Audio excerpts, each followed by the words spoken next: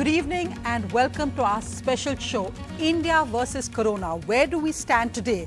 Well, it's been 111 days since the first case of the coronavirus was detected in India in Kerala on January the 30th. It's also nearly 2 months since the lockdown. That's 58 days, the world's toughest lockdown, which is now opening up. Where do we currently stand today? Let's look at the numbers. Well, in the last 24 hours, there's been a spike of 5,609 cases.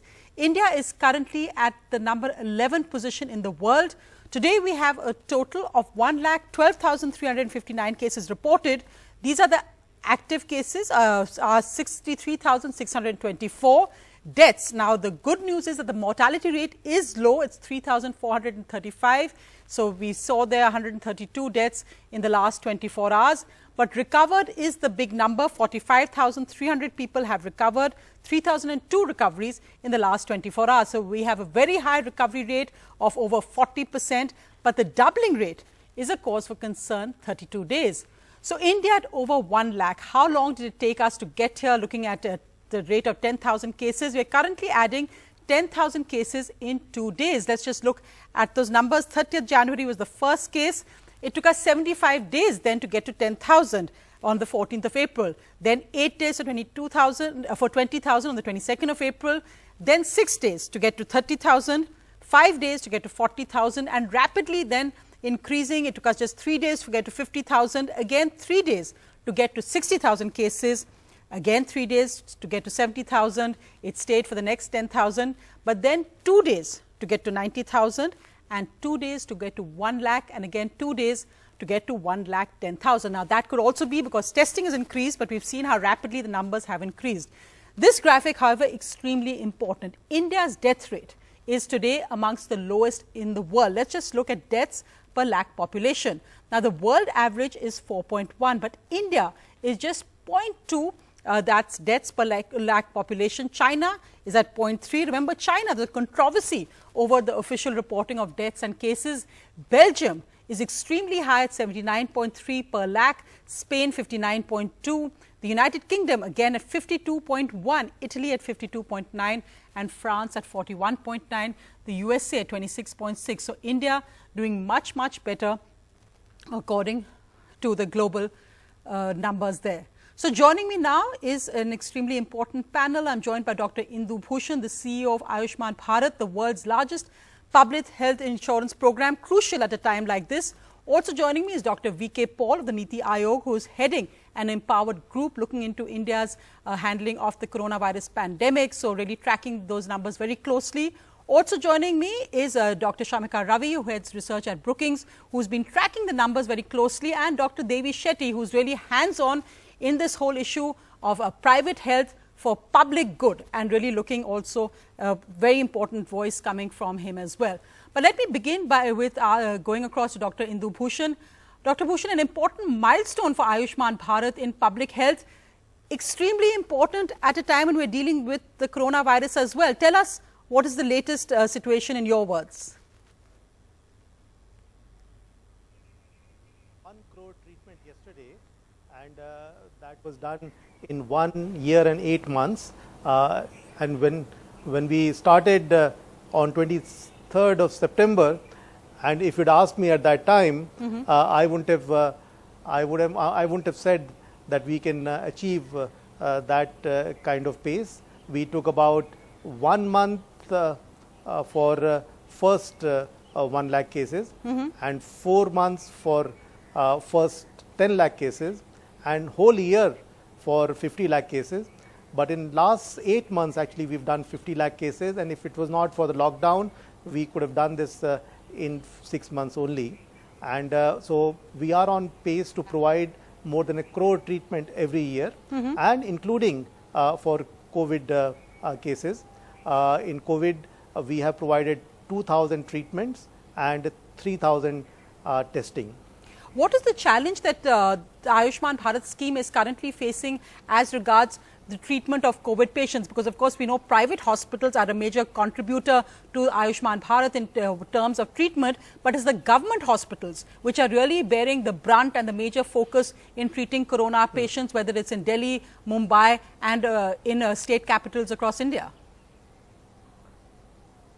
Well, we don't have any challenges in providing treatment through PMJ, and as you have correctly pointed out, that currently much of the treatment and testing is being done by public sector, and in public sector it's free for everyone, whether they are coming from PMJ or from otherwise. And for private sector is where I think our scheme becomes more relevant, because that's where we want to ensure that any poor person can go to private sector and go to any hospital which is impaneled and get treated without paying, and same for the testing. And we are not seeing any problem with that approach. As I mentioned that we have already provided testing and treatment to thousands of people. Right.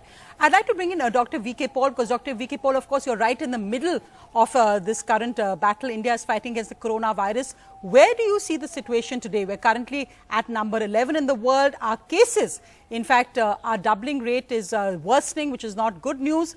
And we don't seem to be anywhere near flattening the curve yet. Where do you see the situation as of today?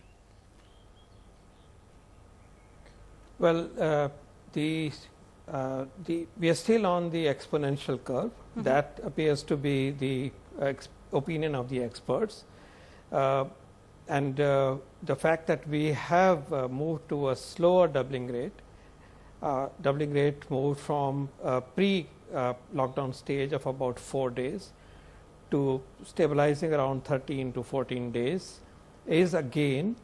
And this gain is critical because it averted cases, and even more importantly, it averted many deaths.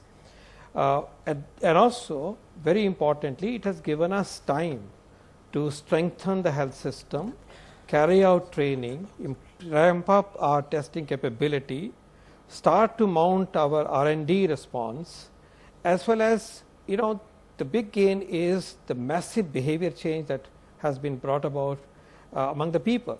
It's not just awareness, it is the way we are conducting ourselves at large. And even another important part, and even more important in some ways, is the preparedness of the state governments in their ability to cope up, to understand the dynamics of the pandemic. So these are also to be seen together with the transmission chain being suppressed as a result of the lockdown, which created very effective physical distancing among people. Right. So the point you're making, Dr. Paul, is that from one to the other. Yes. So you're making the point that India, people, state governments, medical practitioners have now, in a sense, got the time to deal with this as the lockdown lifts. But most importantly, sir, and this is something which has come up, is that the importance of data. And many have now questioned, because in fact a report released by your Empowered group said that we would have 0 cases. In fact, we have that graphic on, that we would have 0 cases by May the 16th. Now it's May the 21st and we have 1,21,000 cases as we speak. So the question on mathematical models and projections being done by the Niti Aayog, this was put out by the Health Ministry.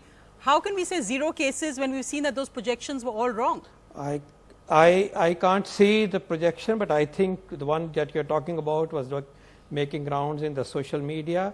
I must say that this is being, the 0 case story is being wrongly attributed. This projection was shown on 24th or 25th of April. We discussed how well we have done over a period of a month.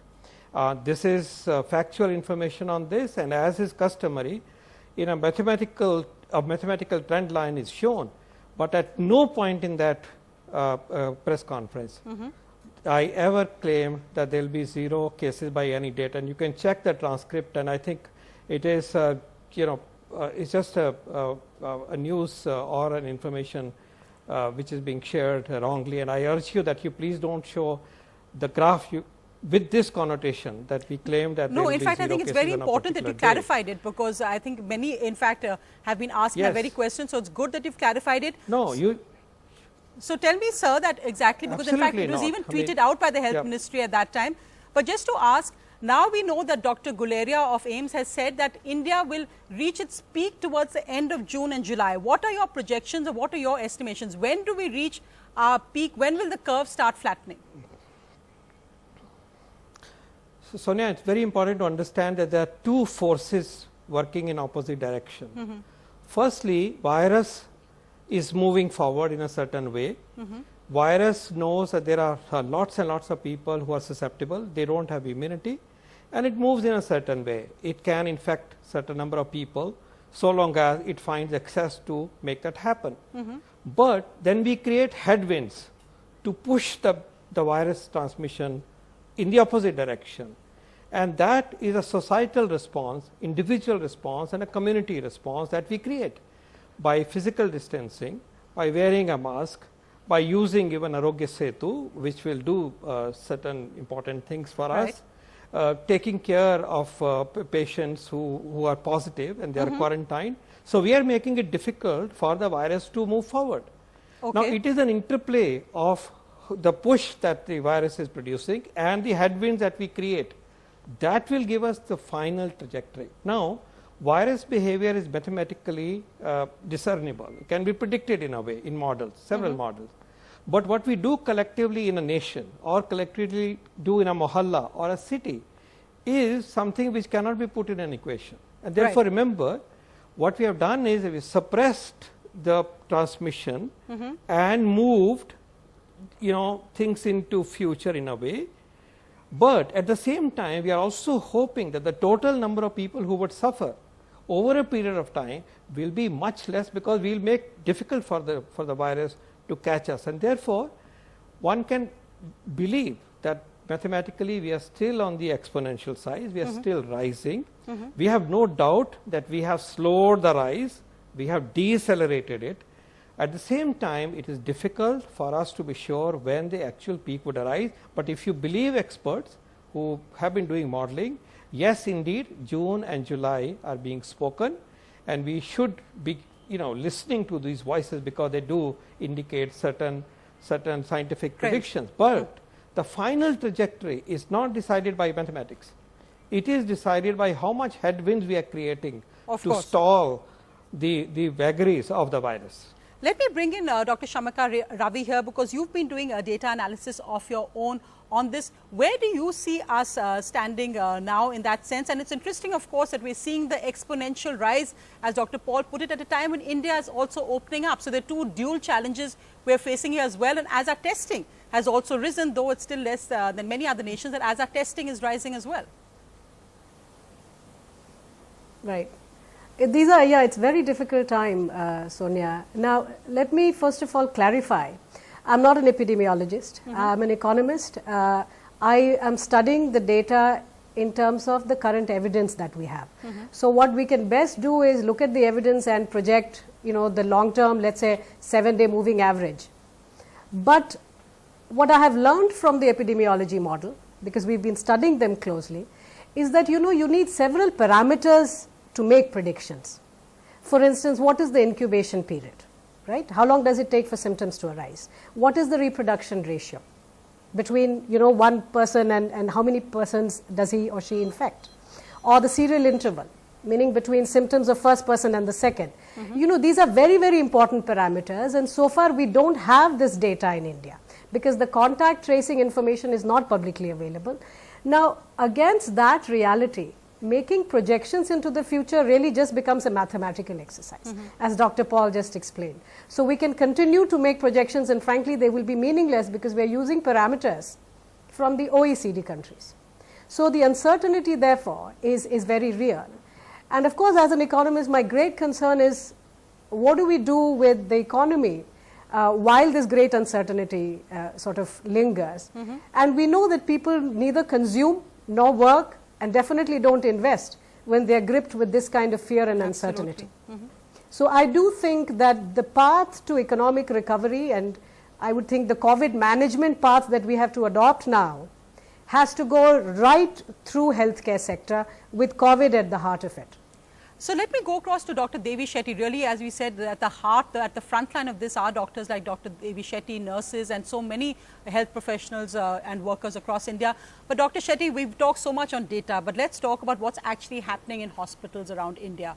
Where do you think we're situated at this moment? What do you think needs to be our major focus? Again, we had encouraging details coming from the Health Ministry of how few people actually currently need ventilators, etc. But the imbalance between states is also something that needs to be addressed, especially with so many going back to states like Uttar Pradesh and Bihar, where the health sector and hospitals are not equipped in the way, say, hospitals in Karnataka are.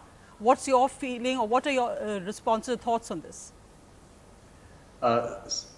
Sonia, the biggest mistake we are doing is to look at India as one amorphous entity. India is like Europe. Every country behaves in a different manner. Every state behaves in a different manner in India. Now, we are sitting in Karnataka, where we have huge setup here to manage all these COVID patients by the government, as well as the private sector is ready. We hardly come across any patients. Most of the beds are empty. Now, that may not be the case in some other states like Maharashtra and Tamil Nadu and Gujarat, but overall the number what you are seeing for a country of 1.3 billion is very, very small.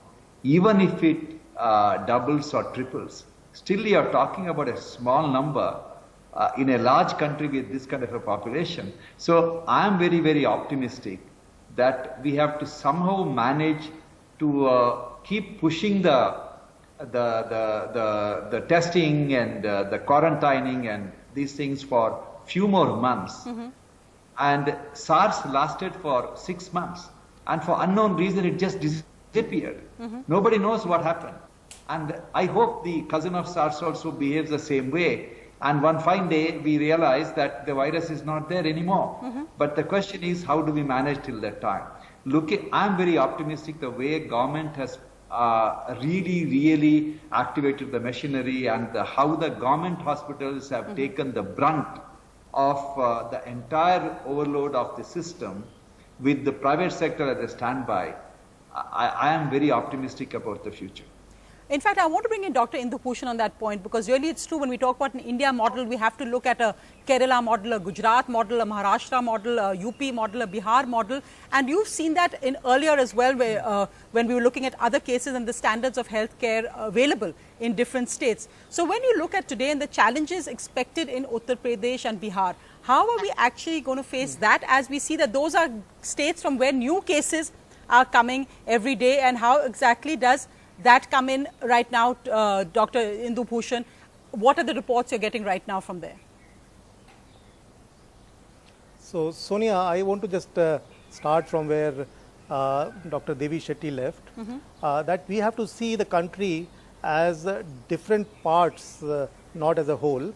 And if you look at the numbers, let's look at the number of deaths for 3 reasons. One, that deaths are much more specific, and while the number of confirmed cases depend on many things, including testing, and it's very difficult to hide deaths. So 3,000 odd deaths for a country like this, country like ours, are not much. Second, deaths also represent the impact of the virus, impact of the pandemic on people's lives, and that shows, like you were saying in the beginning, we are only 0.2 per million deaths, which is the lowest in the whole world, almost in the whole world in terms of the size of our country.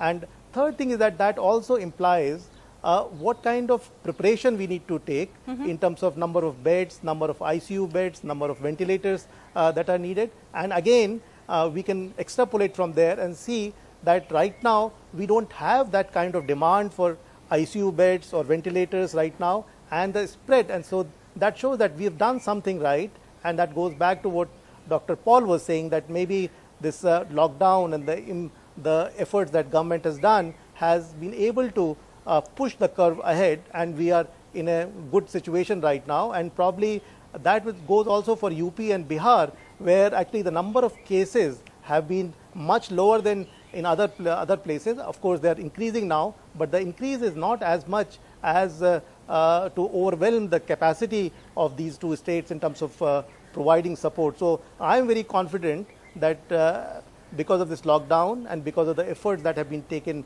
by the government, we are in a good position to take care of virus in this pandemic.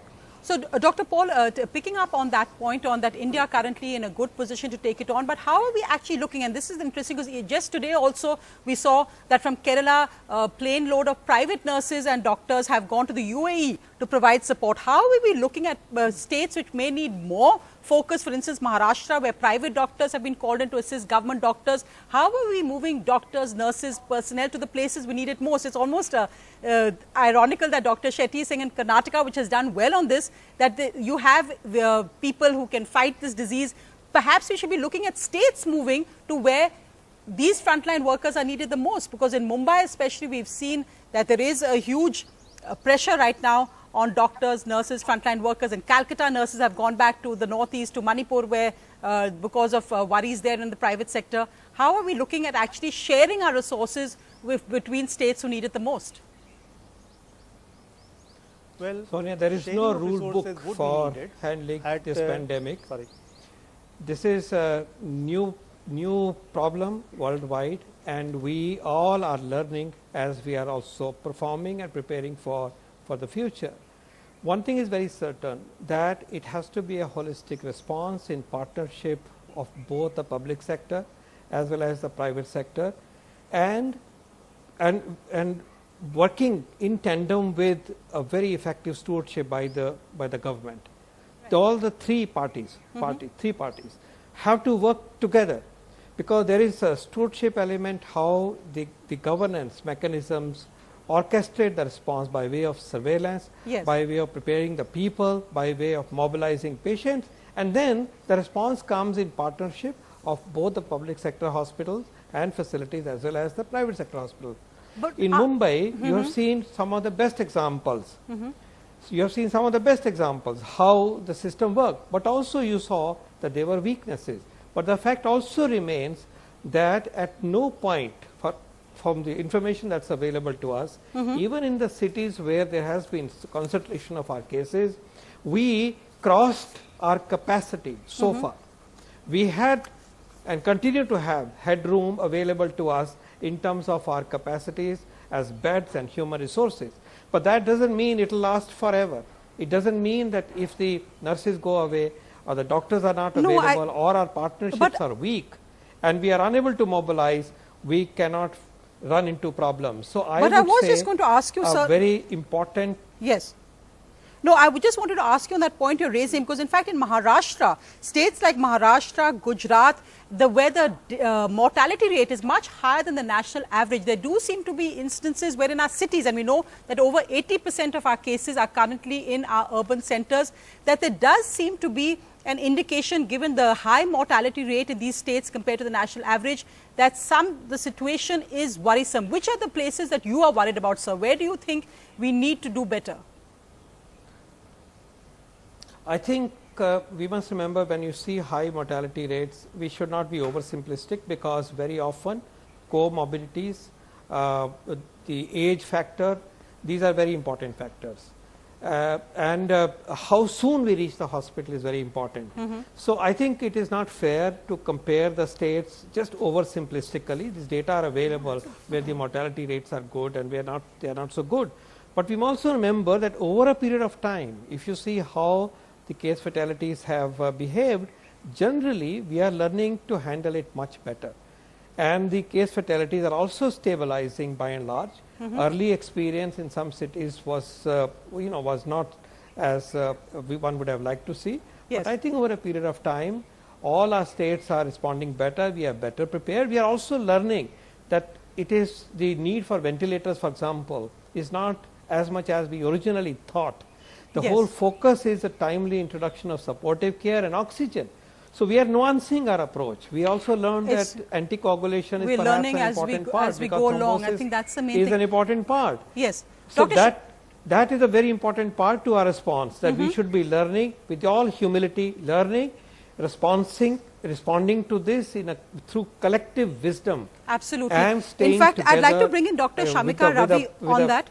Dr. approach. Shamika Ravi, do you agree with that optimism? Do you think that states where the situation was extremely worrisome about 2 weeks ago are now getting things under control? Or do you see that there is a rise in our big cities, which is still a major cause of concern, whether it's a number of cases or number of deaths? Well, I don't think, well, let's look at the statistics of where are the new cases coming from, right? We are all greatly concerned for good reason and obvious reasons that it's mostly the resource poor eastern states where we are seeing now infection begin to increase where we didn't see cases earlier. But you know, even today, despite all this mass reverse migration, almost more than 70% of the new cases are still coming from hotspots like Maharashtra, right? Tamil Nadu and Gujarat, which seems to suggest that, you know, and I don't think Dr. Paul really meant that it's not a problem, you know, it still remains a problem, but clearly there are many lessons. And I am actually a bit concerned about Maharashtra because, you know, in terms of, if you look at the trend, it has consistently been about 1/3 of total all India cases. But if you look at new cases, then Maharashtra seems to be much more than that, so almost 40%, occasionally 50%, which seems to suggest that, you know, we as a nation are going to keep reflecting how the infection is spreading within Maharashtra. So I think I worry about Maharashtra. I think worry about Maharashtra, that is an area which the state is grappling with, and as you pointed out, some new cases, but also states have remarkable lessons. Dr. Devi Shetty, final thoughts from you tonight. What are your views finally as we look at where India stands today? I think India is in a phenomenal position to withstand this problem. I have no doubt about it, mainly because we are starting the extended lockdown imposed at a very early stage has really given us a phenomenal opportunity to prepare ourselves. And we are starting with a very, very tiny number of patients compared to the size of the country. Even if it increases, which we expected to increase, because as you relax the lockdown, there will be increase in the number. But I feel that in the next few weeks it will plateau and then it will come down. Mainly because the lockdown period has changed the habits of people, and the country is now very well prepared with the PPE, ventilator, ICUs, and we are in a phenomenal position to withstand. I have absolutely no worry about our preparedness, especially the way government has activated its machinery and how the government officers work at the district and the taluka levels. I'm very optimistic. Well, that's wonderful to hear the notes of optimism, and also I think genuine areas of concern raised, because it is a virus which everybody, as Dr. Paul says, is learning from, India is learning from as well, but it's India versus Corona. Luckily, as we said, the mortality rates here are amongst the lowest in the world. Thank you all, Dr. Indu Bhushan, Dr. V.K. Paul, Dr. Shetty and Dr. Shamika Ravi for joining me. Thank you.